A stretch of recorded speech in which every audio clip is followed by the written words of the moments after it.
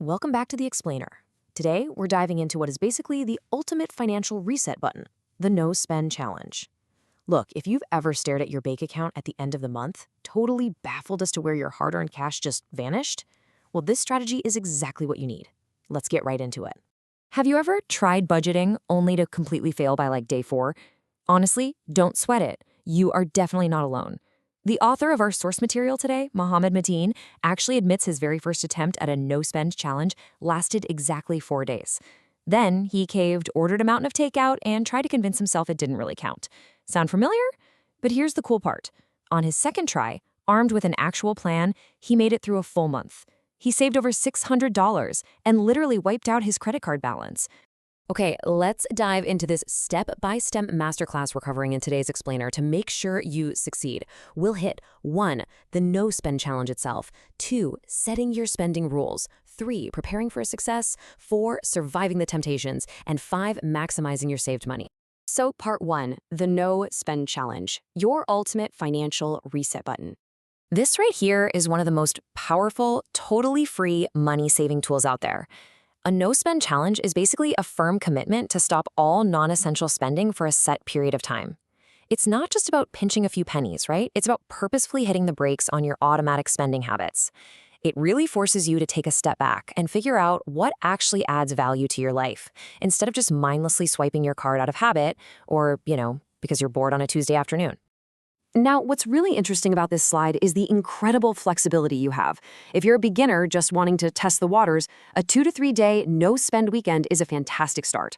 First-timers might push for a full 7-day week.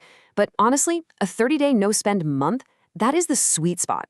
A month gives you enough runway to actually break those bad habits and see some really meaningful financial results without feeling completely overwhelmed. And of course, there's the hardcore 365-day year for anyone looking for a massive financial overhaul. Moving right along to Section 2, setting your spending rules and defining those boundaries. You absolutely have to define your boundaries before day 1. It all boils down to essentials versus non-essentials. Your survival list is super straightforward. Rent, utilities, groceries for home-cooked meals, essential meds, minimum debt payments, and gas to get to work. That's it. Everything else, totally banned. That means pausing the daily coffee shop runs, 0 dining out, hitting pause on entertainment and subscriptions, and absolutely no online shopping. It's a hard stop on any purchase motivated by boredom or just pure habit. Our source material sums this up perfectly with this quote. Ambiguity is the enemy of a successful no-spend challenge. Think about it. If you leave your rules kind of vague, you're going to exhaust yourself mentally debating every single little purchase. Like, is this midday pastry a medical intervention? Or is a new phone case an emergency? No, it's not. By writing down a clear, highly specific list of rules ahead of time, you completely eliminate that daily decision fatigue. All right, Section 3, preparing for success. This is your blueprint before day 1.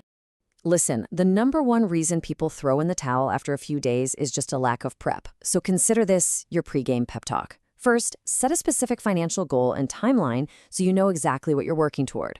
Then, the weekend before you start, stock up on household essentials. You do not want to run out of toilet paper on day 5. Next, meal plan using what's already sitting in your pantry and freezer. That totally kills the what's for dinner stress that usually leads straight to a takeout menu. From there, actively remove shopping temptations, plan out some fun free activities to fend off boredom, and set up a simple tracking system to watch those savings grow. It'll keep your motivation through the roof. Speaking of removing temptations, you really need to create some friction here. Unsubscribe from those daily retail emails, delete the shopping apps off your phone, the ones you casually doom scroll at night, and actually go into your web browser and wipe out your saved credit cards. The whole idea is to make spending physically and mentally harder. You're just giving your brain an extra few minutes to rethink an impulse buy before the damage is done. Which brings us to Section 4, surviving the temptations, navigating cravings, and dealing with the messy middle. When the initial excitement wears off and that sudden craving to buy something hits, you need to deploy these rapid-fire survival strategies. First up, the 10-minute pause. Just step away and wait 10 minutes. Next, ask yourself aggressively, do I actually need this or do I just want it right now?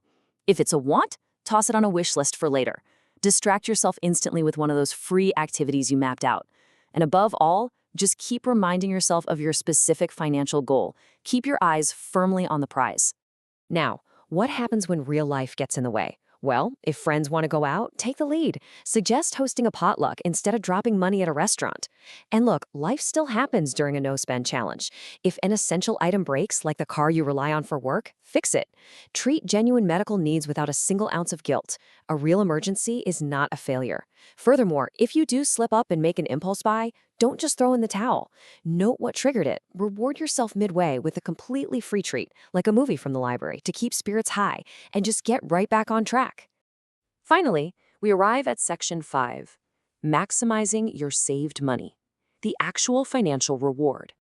So, after all that hard work and discipline, what does the payoff actually look like? Depending on your normal habits, the savings estimates from the source material are pretty incredible. A light spender might easily pocket an extra $100 to $250. An average spender? They could see up to $500 staying right there in their account. And if you're a heavy spender, someone who regularly eats out and shops online, you are looking at retaining $500 to $1,000 in just a single month. Actually, for the very heavy spenders out there, that number can easily climb over $1,000. Just imagine realistically keeping an extra $1,000 in your pocket. That gives you a highly tangible, super exciting why for doing this challenge. That is a vacation fund, a massive dent in a credit card balance, or a huge boost to a struggling emergency fund, all generated in merely 30 days. It's amazing. And this brilliantly illustrates the most critical rule of the entire aftermath. Transfer those savings immediately. Whether you're aggressively paying down debt, padding an emergency fund, or buying investments, you have to move that money right away to its goal destination. Do not let that cash just sit in your checking account, because if it sits there, it'll gradually get spent on random daily life. Making that immediate transfer is the absolute key to making your month of hard work financially meaningful. So I leave you with this final provocative question. What will the specific goal for your first no-spend challenge be?